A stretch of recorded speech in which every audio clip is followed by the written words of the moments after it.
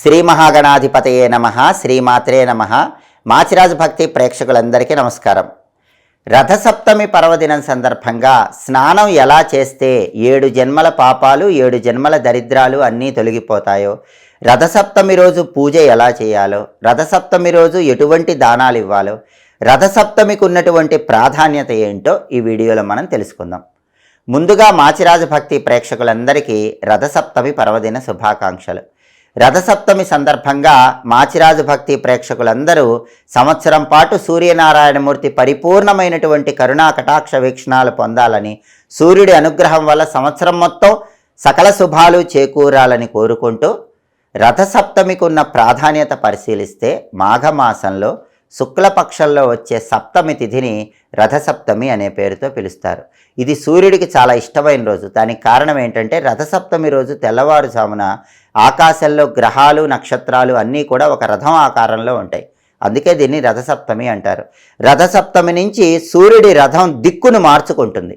ఉత్తరం దిక్కు వైపు తిరిగి ప్రయాణం చేస్తూ ఉంటుంది. అంటే సూర్యుడి గమనంలో కొంత మార్పు అనేది జరిగే రోజు.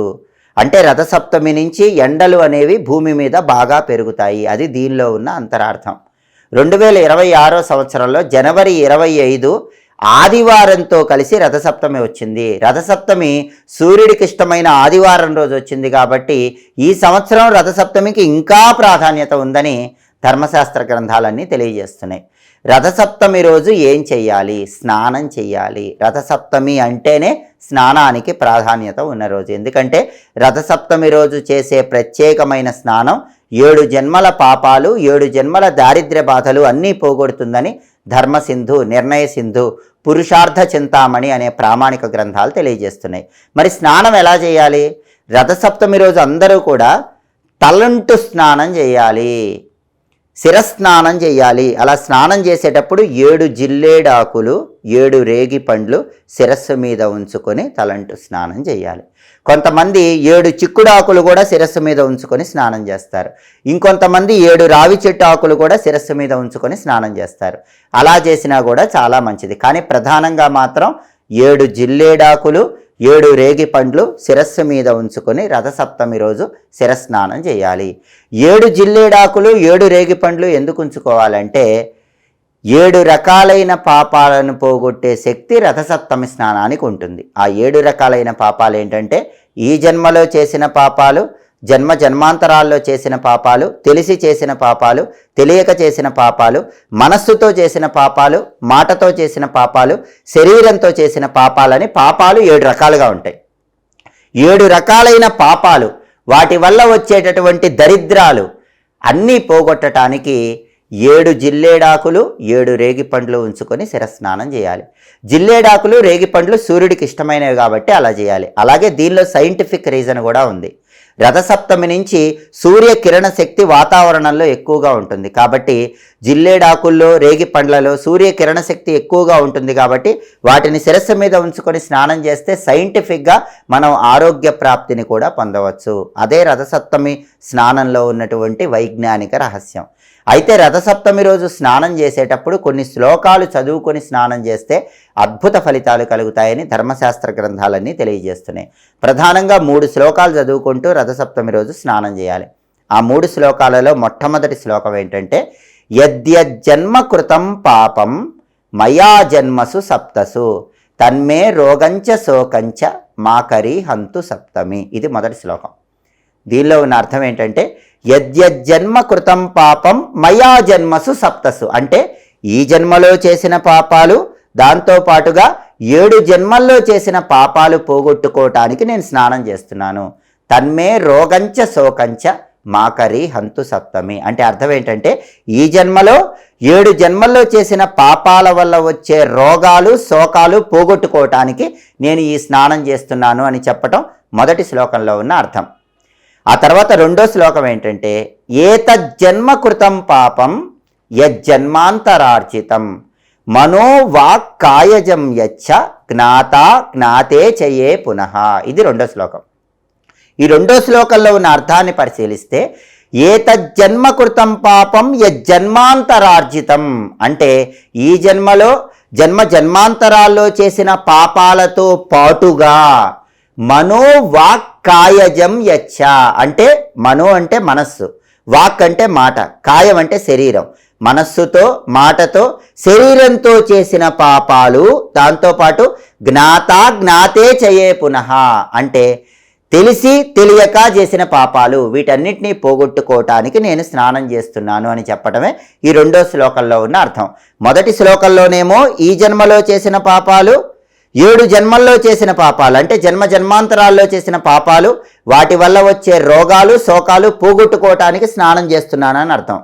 రెండో శ్లోకంలోనేమో వాటితో పాటు శరీరంతో, మనస్సుతో, మాటతో, తెలిసి తెలియక ఇలా 5 రకాలైన పాపాలు పోగొట్టుకోవటానికి స్నానం చేస్తున్నానని అర్థం. అంటే మొదటి శ్లోకంలో 2 రకాలైన పాపాలు, రెండో శ్లోకంలో 5 రకాలైన పాపాలు, మొత్తం 7 రకాలైన పాపాలు పోవటానికి 7 జిల్లేడాకులు, 7 రేగిపండ్లు శిరస్సు మీద ఉంచుకొని స్నానం చేస్తున్నానని అర్థం. ఆ తర్వాత ఆఖరి శ్లోకం, 3వ శ్లోకం ఏంటంటే ఇతి సప్తవిధం పాపం స్నానాంనే సప్త సప్తికే సప్తవ్యాధి సమాయుక్తం మాకరి హంతు సప్తమి. ఇది ఆఖరి శ్లోకం. దీనిలో ఉన్న అర్థం ఏంటంటే ఇది సప్తవిధం పాపం స్నానాంనే సప్త సప్తికే అంటే ఇలా 7 రకాలైన పాపాలు పోవటానికి రథసప్తమి రోజు స్నానం చేస్తున్నాను. సప్తవ్యాధి సమాయుక్తం, ఈ 7 రకాలైన పాపాల వల్ల, ఈ 7 జన్మల్లో పాపాల వల్ల వచ్చేటటువంటి అనారోగ్యాలన్నీ పోగొట్టే శక్తి కలిగిన మాకరి హంతు సప్తమి, సప్తమి తిథి నీకు నమస్కారం, స్నానం చేస్తున్నానని చెప్పడమే ఈ శ్లోకంలో ఉన్న అర్థం. కాబట్టి ఈ 3 శ్లోకాలు చదువుకుంటూ రథసప్తమి రోజు అందరూ 7 జిల్లేడాకులు, 7 రేగి పండ్లు శిరస్సు మీద ఉంచుకొని స్నానం చెయ్యండి. స్నానం చేసిన తర్వాత ఏం చేయాలి? స్నానం చేసిన తర్వాత చిక్కుడు పువ్వులు, చిక్కుడు ఆకులు, చిక్కుడు కాయలు, రకరకాల పుష్పాలు వీటన్నిటినీ కలిపి ఒక మండపంలాగా సూర్యకిరణాలు పడే ప్రాంతంలో కానీ ఇంట్లో కానీ ఏర్పాటు చేసి అందులో సూర్యుడి ఫోటో ఉంచి పూజ చేయాలి. సూర్యుడి ఫోటో లేదనుకోండి, అప్పుడు ఏం చేయాలంటే తమలపాకు మీద తడి గంధంతో గుండ్రంగా ఒక రూపు గీసి దాన్ని సూర్యుడిగా భావించుకుంటూ ఎర్రపూలు అక్షింతలు వేస్తూ ఓం సవిత్రే నమః అని 21 సార్లు చదువుకోవాలి. ఇవేవి చేయలేని వాళ్ళు ఏం చేయాలి? సూర్యుడి ప్రీతి కోసం ఆవు పాలతో చేసిన పొంగలి నైవేద్యం పెట్టాలి. రథసప్తమి రోజు మీరు సూర్యుడికి ఏ పూజలు చేసుకోలేకపోయినా పర్వాలేదు, సూర్యకిరణాలు పడే ప్రాంతంలో ఆవు పిడకలను ఉంచి వాటి మీద ఆవు పాలతో చేసిన పొంగలిని తయారు చేసుకొని, ఆవు పాలతో తయారు చేసిన పొంగలిని చిక్కుడాకుల్లో ఉంచి సూర్యుడికి నైవేద్యం పెట్టాలి. ఇలా ఆవు పిడకల మీద పొంగలి తయారు చేసుకోవటం వీలు కాకపోయినా మామూలుగా అయినా సరే ఆవు పాలతో పొంగలి చేయండి. ఆ పొంగలిని ఒక చిక్కుడాకులో ఉంచి సూర్యుడికి నైవేద్యంగా పెట్టండి. ఎందుకంటే చిక్కుడాకులు సూర్యుడికి ఇష్టం కాబట్టి చిక్కుడాకుల్లో ఆవు పాలతో చేసిన పొంగలి ఉంచి నైవేద్యం పెట్టాలి. చిక్కుడాకుల్లో రథసప్తమి నుంచి సూర్యుడి కిరణ శక్తి ఎక్కువగా ఉంటుంది. అందుకే చిక్కుడాకుల్లో ఆవు పొంగల్ నుంచి నైవేద్యం పెట్టి ప్రసాదంగా స్వీకరిస్తే ఆరోగ్యపరంగా కూడా ప్రయోజనం చేకూరుతుంది. ఇది దీనిలో ఉన్న సైంటిఫిక్ రీజన్. అలాగే రథసప్తమి రోజు అందరూ తప్పకుండా 2 దానాలు ఇవ్వాలి. మొదటిది గొడుగు, రెండవది పాదరక్షలు. గొడుగు చెప్పులు రథసప్తమి రోజు దానం ఇస్తే జన్మజన్మల పాపాలు దారిద్ర్య బాధలు అన్నిటి నుంచి సులభంగా బయటపడవచ్చు. కాబట్టి సూర్య భగవానుడికి ఎంతో ప్రీతికరమైన రోజు రథసప్తమి. ప్రత్యేకమైన విధి విధానంతో స్నానం చేయండి. ఆ తర్వాత సూర్యుడికి నైవేద్యం పెట్టండి. ఆ తర్వాత దానం ఇవ్వండి.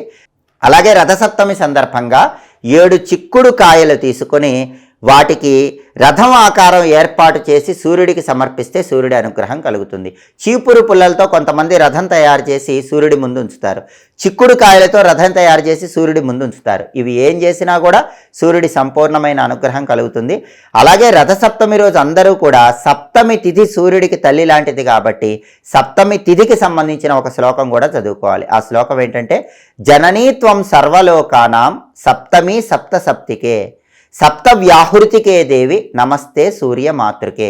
ఈ శ్లోకం చదువుకుంటే సప్తమి తిథి సూర్యుడికి తల్లి లాంటిది కాబట్టి సప్తమి తిథి అనుగ్రహం కూడా కలుగుతుంది. అలాగే దగ్గరలో నది ఉన్న వాళ్ళు ఎవరైనా సరే రథసప్తమి రోజు ఒక ప్రమిదలో నూనె పోసి ఒత్తులు వేసి దీపం వెలిగించి ఆ దీపాన్ని శిరస్సు మీద ఉంచుకొని నది వరకు నడిచి వెళ్ళి ఆ దీపాన్ని నదిలో వదిలిపెట్టండి. దీనివల్ల మీకున్న సమస్త పాపాలు, కర్మ ఫలితాలు, దోషాలు అన్నీ కూడా భస్మం అయిపోతే మీకు అదృష్టం బాగా కలిసి వస్తుంది. నది, చెరువు, పారే నీళ్లు ఏవి లేని వాళ్ళు మాత్రం కేవలం స్నానం చేయండి, సూర్యుడి అనుగ్రహానికి పాత్రలు కండి.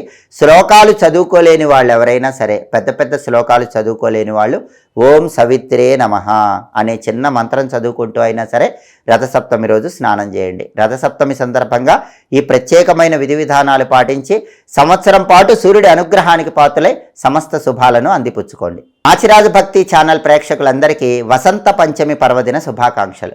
వసంత పంచమి సందర్భంగా సరస్వతీదేవి సంపూర్ణమైన కరుణా కటాక్ష వీక్షణాలు మాచిరాజు భక్తి ఛానల్ వాళ్ళందరికీ కూడా కలగాలని కోరుకుంటూ, సరస్వతీదేవి అనుగ్రహం సంవత్సరం మొత్తం ఉండాలని కోరుకుంటూ, మాచిరాజు భక్తి ఛానల్ ప్రేక్షకులందరికీ అఖండ విద్యాప్రాప్తిని సరస్వతీదేవి అనుగ్రహించుగాక.